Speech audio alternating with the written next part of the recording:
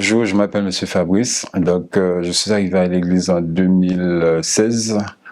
Alors, c'est mon épouse qui m'a invité par propos de la famille.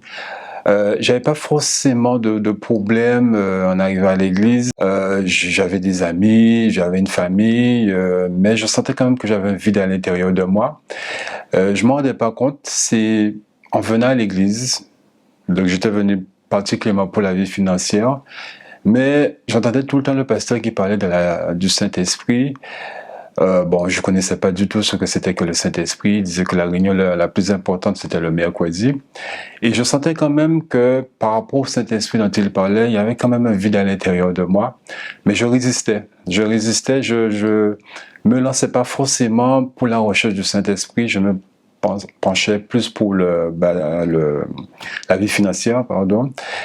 Et donc, du coup, pendant 3 ans comme ça, j'ai lutté pour la vie financière. J'avais des bénédictions financières, mais il y avait quelque chose qui n'allait pas. Il y avait toujours un vide à l'intérieur de moi.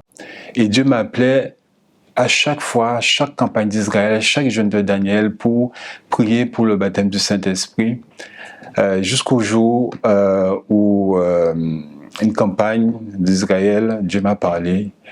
Là, je me suis dit, là, c'est pour la campagne, pour le baptême du Saint-Esprit.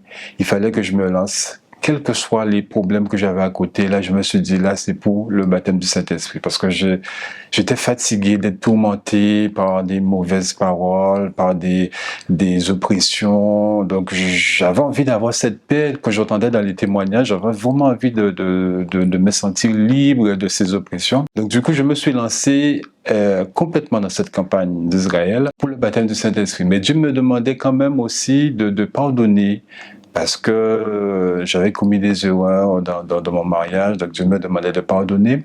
Et c'est vrai que j'avais résisté, j'avais toujours résisté, mais quand j'ai compris vraiment l'importance du Saint-Esprit, là j'ai dit, je me lance. Quel que soit, je mets tout de côté, finances, famille, je me lance pour le baptême du Saint-Esprit. J'ai participé à la campagne d'Israël en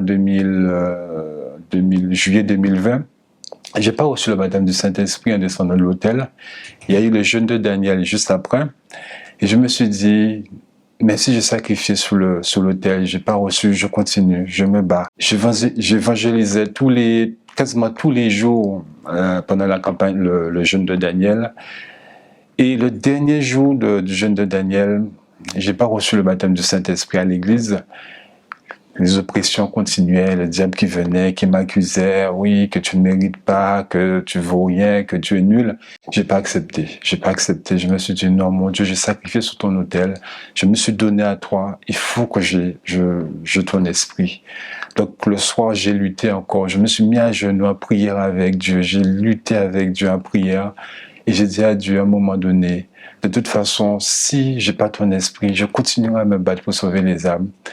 Et effectivement, c'est à ce moment-là vraiment que j'ai senti cette communion avec Dieu, cette joie, cette transformation qui, tout d'un coup, je me suis senti libre. Je me suis senti libre de toutes ces oppressions qui étaient là pendant toutes ces années. Et là, j'ai compris qu'effectivement, que Dieu m'avait baptisé de son esprit. En fait, ce que je voudrais dire, c'est que il faut pas résister à la parole de Dieu. Il faut obéir à la parole de Dieu.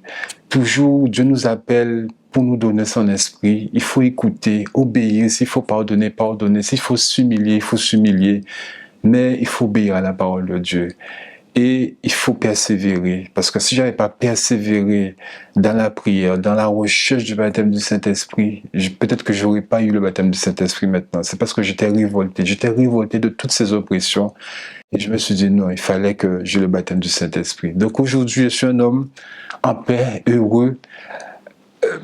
C'est quelque chose que je peux pas décrire. Même s'il y a des problèmes, même si à droite, à gauche, il y a des choses qui viennent dans la famille, financièrement, mais c'est pas grave. Je sais que le plus important, c'est que Dieu est là et que Dieu m'a fait comprendre que sa grâce me suffit, que le reste n'est que bénéfice. J'ai vu toujours cette personne à lutter pour le baptême du Saint-Esprit en priorité. Et c'est vrai que je me rappelle toujours du verset qui disait « Cherchez le royaume des cieux en premier ».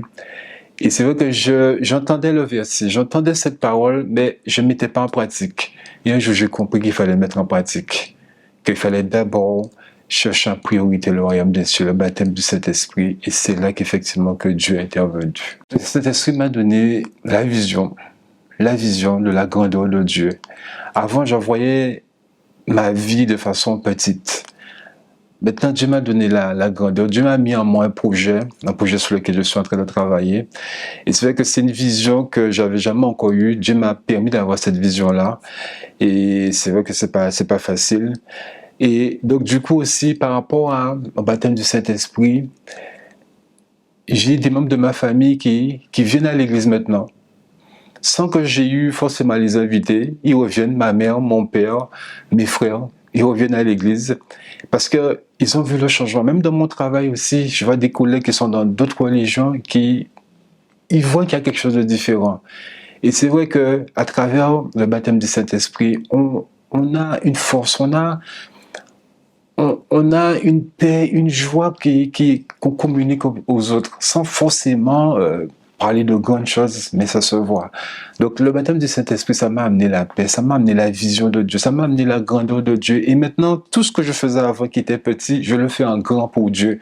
Je n'ai pas peur de sacrifier pour Dieu, je n'ai pas peur de montrer à Dieu vraiment, parce que je sais que tout ce que Dieu m'a donné, aucun homme ne pourra me le donner.